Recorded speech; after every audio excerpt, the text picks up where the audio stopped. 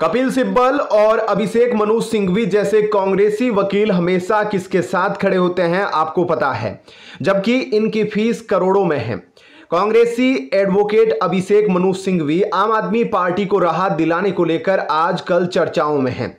कांग्रेस नेता और supreme court के वकील अभिषेक मनु सिंघवी की संपत्ति पिछले 20 साल में कैसे बढ़ी, यह देखिए और इससे सीख लीजिए कि भारत में वकालत से आप कैसे पैसा कमा सकते हैं, बाकी हर समय राज्यसभा के सांसद बने रहेंगे।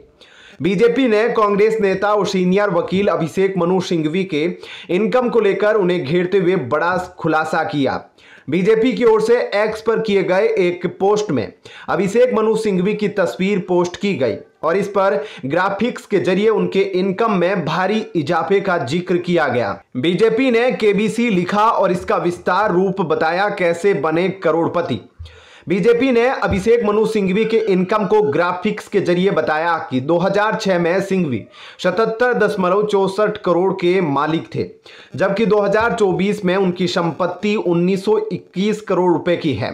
बीजेपी की ओर से खुलासा करते हुए नीचे लिखा गया कि क्या अभिषेक मनु सिंघवी हमारे फाइनेंशियल एडवाइजर बनेंगे। इस पर बुरी तरह बौखलाए अभिषेक मनु सिंघवी ने सोशल मीडिया अकाउंट एक्स पर लिखा, अगर आप भी व्यक्तिगत रूप से पिछले 10 वर्षों में 714 करोड़ का टैक्स चुकाते हैं तो आपके वित्तीय सलाहकार बनने पर खुशी होगी, करोगे भुगतान, हिम्मत है।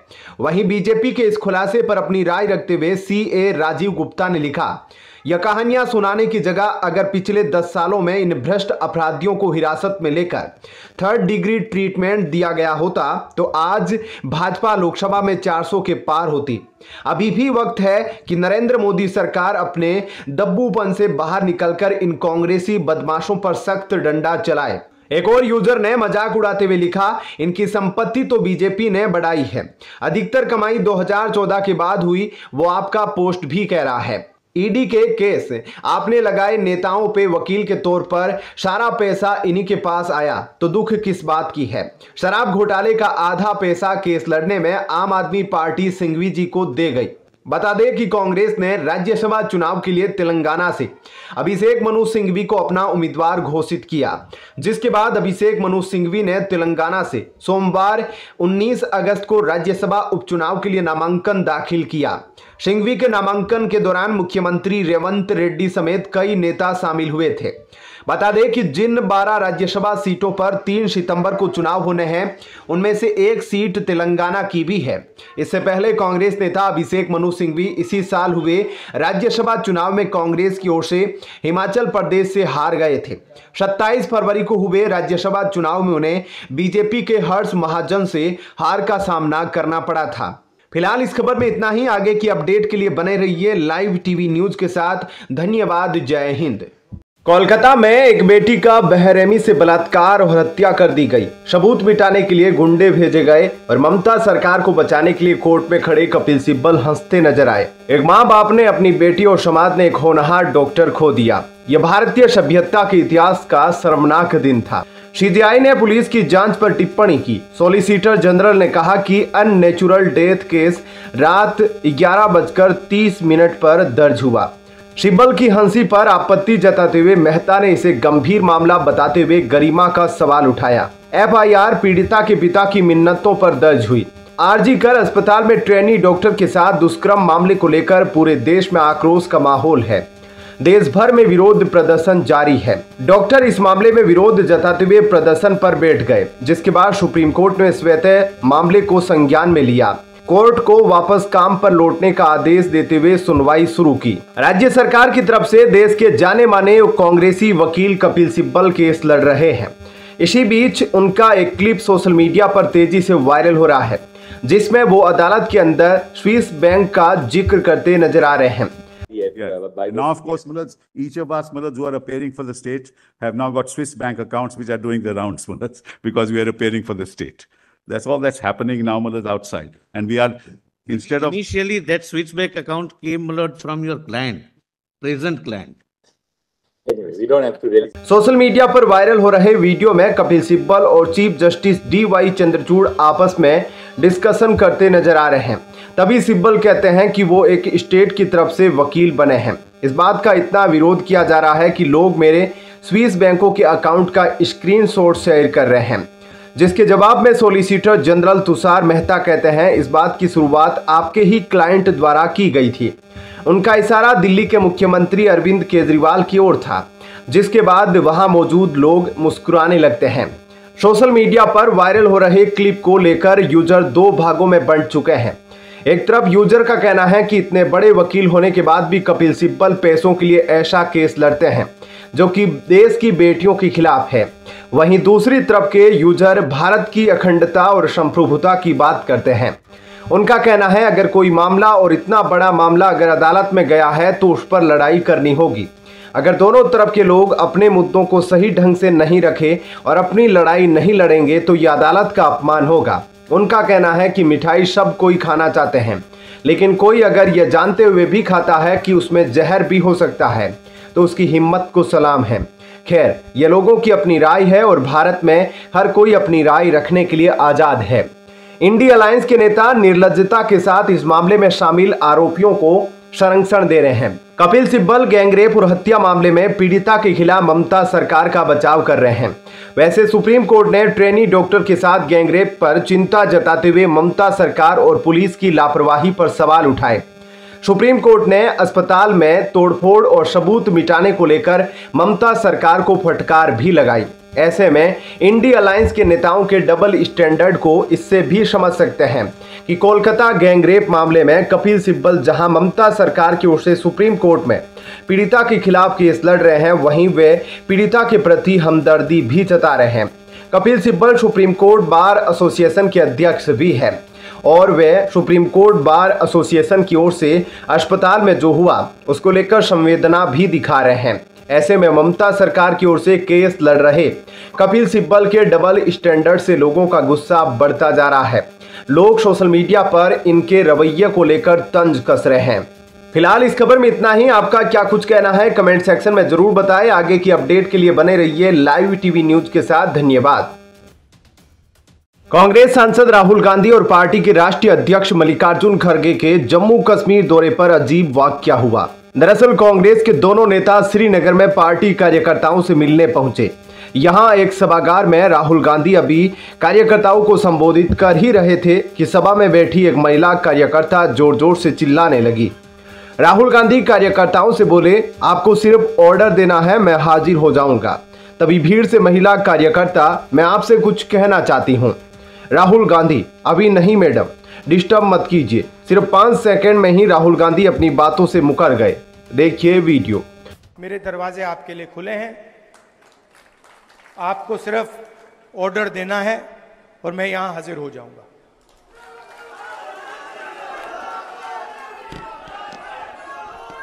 देखिए, शायद रमन भल्ला जी ने कहा, ठहर जाइए मैडम, खत्म करने दीजिए।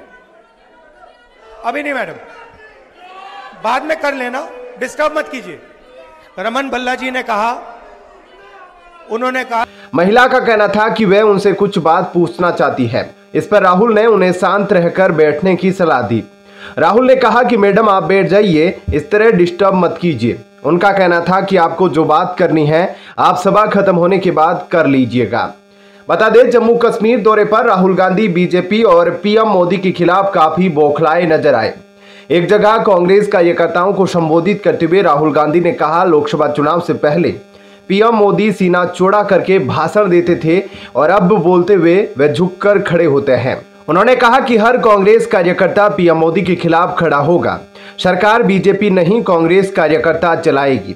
उन्होंने कहा कि बीजेपी लेटरल एंट्री भर्ती से अडानी और आरएसएस को फायदा पहुंचाना चाहती थी, लेकिन कांग्रेस ने इसका विरोध किया, जिसके बाद सरकार को इसे वापस लेना पड़ा।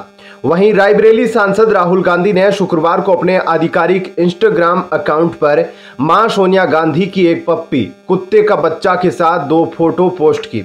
दोनों ही फोटो में मां सोनिया की पीठ के पीछे वह पप्पी बंधा था। राहुल गांधी ने लिखा कि मां का फेवरेट कौन है, यह साफ हो गया है और वह कोई नहीं बल्कि नूरी है।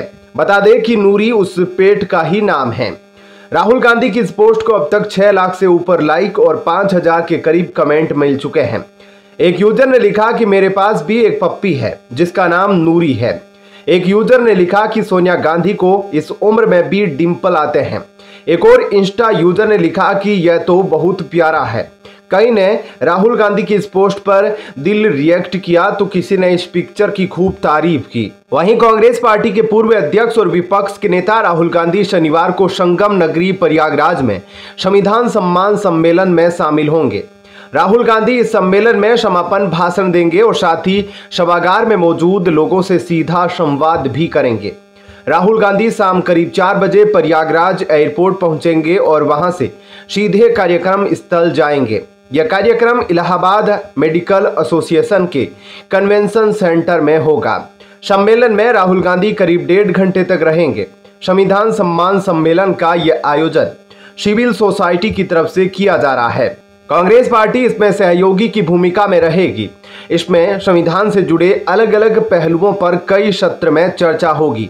इनमें से एक टॉपिक संविधान और मोहब्बत की दुकान भी है। फिलहाल इस खबर में इतना ही। आगे की अपडेट के लिए बने रहिए लाइव टीवी न्यूज के साथ। धन्यवाद। जय हिंद। अन्ना हजारे के भ्रष्टाचार विरोधी आंदोलन से जन्मी आम आदमी पार्टी की स्थापना 2 अक्टूबर 2012 को हुई। अपनी स्थापना के बाद आम आदमी पार्टी ने कहा था कि वो भ्रष्टाचार का अंत करने के लिए आए हैं। हालांकि अब आम आदमी पार्टी पर ही भ्रष्टाचार के आरोप लग रहे हैं। दिल्ली शराब नीति में कथित घोटाला केस में मनीष सिसोदिया पिछले 17 महीने से जेल में थे। हाल ही में उन्हें जमानत मिली है, जबकि मुख्यमंत्री अरविंद केजरीवाल फिलहाल शराब घोटाला मामले से जुड़े मनी लॉन्ड्रिंग केस में तिहाड़ जेल में बंद है। हाल ही में आम आदमी पार्टी के पूर्व नेता कुमार विश्वास ने शुभांकर मिश्रा के पॉडकास्ट पर हिस्सा लिया था। इस दौरान उन्होंने दिल्ली के मुख्यमंत्री अरविंद केजरीवाल और मनीष सिसोदिया को लेकर बात की। इस पॉडकास्ट में शुभांकर मिश्रा ने कुमार विश्वास से सवाल किया था कि अरविंद केजरीवाल और मनीष सिसोदिया में कौन ज्यादा ईमानदार है। इस सवाल का जवाब देते हुए उन्होंने कहा, मैंने दोनों को बता दिया कि दोनों चोटापना ना करो। तो उन्होंने कहा कि तू निकल ले यहां से। उसके बाद मैं वहां से निकल लिया। अब इस बात को कोर्ट जाने और जज जाने। इसी बीच शुभांकर मिश्रा ने उनसे कहा कि अच्छा हुआ ना, वरना शायद आप भी तिहाड़ से वापस लौट रहे होते। इस पर कुमार विश्वास ने कहा, तिहाड़ जाना या जेल जाना कोई खराब बात नहीं है। लोक मंगल के लिए अगर जेल हो रही है, जनता के कष्ट निवारण के लिए जेल हो रही है, सत्य की रक्षा के लिए अगर जेल हो रही है तो ठीक है, लेकिन ये चोरी चकारी दारू के घोटाले के लिए अगर जेल हो रही है तो यह नीचताएं हैं। वहीं शुक्रवार को सुप्रीम कोर्ट ने केजरीवाल की 2 याचिकाओं पर सुनवाई टाल दी। एक जमानत की मांग और दूसरी सीबीआई द्वारा उनकी गिरफ्तारी को चुनौती देने वाली 5 सितंबर तक। सीबीआई ने एक याचिका के संबंध में सुप्रीम कोर्ट के समक्ष जवाबी हल्फनामा दायर किया। अतिरिक्त सॉलिसिटर जनरल एसवी राजू ने संकेत दिया कि सीबीआई 1 सप्ताह के भीतर दूसरी याचिका पर जवाबी हल्फनामा पेश करेगी। केजरीवाल का प्रतिनिधित्व कर रहे वरिष्ठ अधिवक्ता अभिषेक सिंघवी ने कहा कि सीबीआई का जवाबी हल्फनामा गुरुवार को देर से पेश किया गया, जिससे जवाब दाखिल करने के लिए पर्याप्त समय नहीं बचा। इस पर बुरी तरह बौखलाए आप नेता आतिशी और मनीष सिसोदिया ने केंद्रीय जांच ब्यूरो सीबीआई पर आरोप लगाया है कि वह दिल्ली के मुख्यमंत्री अरविंद केजरीवाल के खिलाफ चल रहे आबकारी नीति मामले में जनता की राय को प्रभावित करने के लिए मीडिया को जानकारी लीक कर रहे हैं। सिसोदिया ने आरोप लगाया है कि सीबीआई केजरीवाल को जेल में रखने के भाजपा के एजेंडे पर कठपुतली की तरह नाच रही है। दोनों आप नेताओं को जवाब देते हुए बीजेपी नेता रमेश बिधूड़ी ने एक्स पर लिखा, आतिशी जी आप कैमरे के सामने नौटंकी बहुत बेहतरीन तरीके से करती है, बगैर आंसू आए भी रोने की अच्छी कलाकारी करके कहती हो कि मनीष सिसोदिया बाहर आ गए। अरे केजरीवाल के रफूगरो, यह देश का कानून है। चोर, डकैत, रेपिस्ट और भ्रष्टाचारियों की जब तक अदालत में उनकी जांच चलती है तो उन्हें जमानत नहीं मिलती, और जब जांच पूरी होने पर चोर और रेपिस्टों को भी बेल मिलती है। इस पर इतना खुश क्यों हो रहे हो शराब सरगना सिसोदिया? और तुम दोषी हो या नहीं हो, यह तो अदालत में केस चलेगा, तब न्यायाधीश तय करेंगे। फिलहाल इस खबर में इतना ही। आगे की अपडेट के लिए बने रहिए लाइव टीवी न्यूज के साथ। धन्यवाद। जय हिंद। मध्य प्रदेश के छतरपुर में बुलडोजर एक्शन पर सियासत गरमा गई है, जिसको लेकर बीजेपी शासित राज्यों में अपराधियों के घर पर बुलडोजर चलने की कार्रवाई को लेकर कांग्रेस ने बीजेपी पर गजब की बौखलाहट दिखाई है। कांग्रेस नेता प्रियंका गांधी वाड्रा ने शनिवार को कहा कि बुलडोजर न्याय पूरी तरह अस्वीकार्य है, यह बंद होना चाहिए। छतरपुर हिंसा के बाद प्रशासन ने मुख्य आरोपी शहजाद अली के 10 करोड़ की अवैध कोठी पर बुलडोजर चला दिया है। इस बुलडोजर कार्रवाई के बाद कांग्रेस पार्टी के नेताओं में उबाल देखने को मिल रहा है। कांग्रेस महासचिव प्रियंका गांधी वाड्रा ने शनिवार को कहा कि देश में बुलडोजर न्याय पूरी तरह अस्वीकार्य है और यह बंद होना चाहिए। दरअसल प्रियंका गांधी वाड्रा ने एक्स पर पोस्ट करते हुए लिखा है कि अगर कोई किसी अपराध का आरोपी है तो उसका अपराध एवं उसकी सजा सिर्फ अदालत तय कर सकती है, लेकिन आरोप लगते ही आरोपी के परिवार को सजा देना, उसके सिर से छत छीन लेना, कानून का पालन न करना, अदालत की अवहेलना करना, आरोप लगते ही आरोपी के घर को ढहा देना, यह न्याय नहीं है। यह बर्बरता और अन्याय की पराकाष्ठा है। प्रियंका गांधी वाड्रा के अनुसार कानून बनाने वाले, कानून के रखवाले और कानून को तोड़ने वाले में फर्क होना चाहिए। सरकारें अपराधी की तरह व्यवहार नहीं कर सकती। कानून, संविधान, लोकतंत्र और मानवता का पालन सभ्य समाज में शासन की न्यूनतम शर्त है। जो राजधर्म नहीं निभा सकता वह न तो समाज का कल्याण कर सकता है न ही देश का। प्रियंका गांधी वाड्रा ने कहा कि बुलडोजर न्याय पूरी तरह अस्वीकार्य है, यह बंद होना चाहिए। गौरतलब है कि छतरपुर में कुछ उपद्रवियों ने थाने पर पथराव किया था। इस घटना के बाद प्रशासन ने मुख्य आरोपी शहजाद अली के अवैध कोठी पर बुलडोजर की कार्रवाई की थी। इस कार्रवाई में उसके घर को जमींदोज कर दिया गया। वहीं कांग्रेस के राष्ट्रीय अध्यक्ष मल्लिकार्जुन खड़गे ने बीजेपी शासित राज्यों पर निशाना साधा। सोशल मीडिया प्लेटफॉर्म एक्स पर पोस्ट करते हुए कांग्रेस अध्यक्ष ने लिखा, किसी के घर को ध्वस्त करना और उसके परिवार को बेघर करना अमानवीय और अन्यायपूर्ण दोनों है। उन्होंने कहा कि भाजपा शासित राज्यों में अल्पसंख्यकों को बार बार निशाना बनाया जाना बेहद परेशान करने वाला है। खड़गे ने कहा कि कानून के शासन वाले समाज में ऐसी हरकतों की कोई जगह नहीं है। विपक्ष के नेता मल्लिकार्जुन खड़गे ने आगे कहा कि कांग्रेस पार्टी भाजपा शासित राज्यों द्वारा संविधान की घोर अवहेलना करने और नागरिकों में भय पैदा करने के लिए बुलडोजर चलाने की रणनीति का इस्तेमाल करने की कड़ी निंदा करती है। उन्होंने कहा कि अराजकता प्रवृत्ति न्याय की जगह नहीं ले सकती। खड़गे ने कहा कि अपराधों का फैसला अदालतों में होना चाहिए, न कि राज्य प्रायोजित दबाव के जरिए। फिलहाल इस खबर में इतना ही। बाकी अपडेट के लिए बने रहिए लाइव टीवी न्यूज के साथ। जम्मू कश्मीर में आगामी विधानसभा चुनाव के लिए नेशनल कॉन्फ्रेंस और कांग्रेस के बीच गुरुवार को चुनाव से पहले गठबंधन का ऐलान हुआ। इसकी घोषणा खुद नेशनल कॉन्फ्रेंस के अध्यक्ष फारूक अब्दुल्ला ने की और कहा कि राज्य की सभी 90 सीटों पर कांग्रेस के साथ गठबंधन को अंतिम रूप दे दिया गया है। यह ऐलान अब दोनों दलों के गले की फांस बन गया है। नेशनल कॉन्फ्रेंस और कांग्रेस दोनों दलों के नेताओं ने बगावती तेवर दिखाने लगे हैं। कई मीडिया रिपोर्ट में इस बात की पुष्टि भी की गई है कि टिकट न मिलने पर नेशनल कॉन्फ्रेंस के कई नेता पार्टी नेतृत्व के खिलाफ बगावत पर उतर आए हैं। वहीं दूसरी तरफ कांग्रेस भी इसी तरह के संकट से जूझ रही है। हालांकि नेशनल कॉन्फ्रेंस के लिए अपने दल को एकजुट रखने की बड़ी चुनौती है और इस पर वह फिलहाल काबू करने की कोशिश में है। वहीं जम्मू कश्मीर विधानसभा चुनाव से पहले पुंछ से कांग्रेस के वरिष्ठ नेता चौधरी अब्दुल गनी ने दिल्ली में केंद्रीय गृह मंत्री अमित शाह से मुलाकात की है। ऐसी अटकलें हैं कि वह भारतीय जनता पार्टी में शामिल हो सकते हैं। गनी का अमित शाह से मिलना कांग्रेस के लिए अच्छे संकेत नहीं है।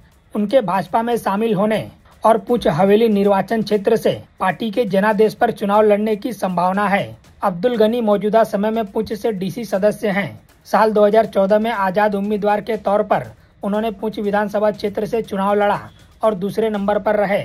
इनकी बेटी ताजिया अख्तर डीसी काउंसिलिंग पुंछ की चेयरमैन हैं। अगर वह भारतीय जनता पार्टी में शामिल होते हैं तो पार्टी उन्हें उम्मीदवार घोषित कर सकती है। वहीं आपको बता दें कि नेशनल कॉन्फ्रेंस और कांग्रेस के शीर्ष नेतृत्व ने राज्य में 60 और 30 सीटों के बंटवारे के फॉर्मूले को अंतिम रूप दिया है, लेकिन गठबंधन के तौर तरीकों से ज्यादा आंतरिक संतोष बड़ा सिरदर्द साबित हो रहा है। इसे लेकर श्रीनगर में कांग्रेस के शीर्ष नेतृत्व की बैठक भी चल रही है।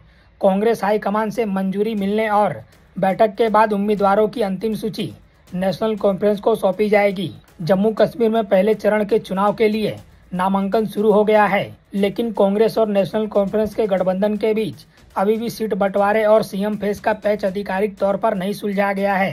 संख्या से ज्यादा विवाद की सीट पर कौन लड़ेगा, इसको लेकर भारी बवाल हो रहा है। कांग्रेस ने इस पूरे विवाद को सुलझाने की जिम्मेदारी सलमान खुर्शीद को सौंपी है।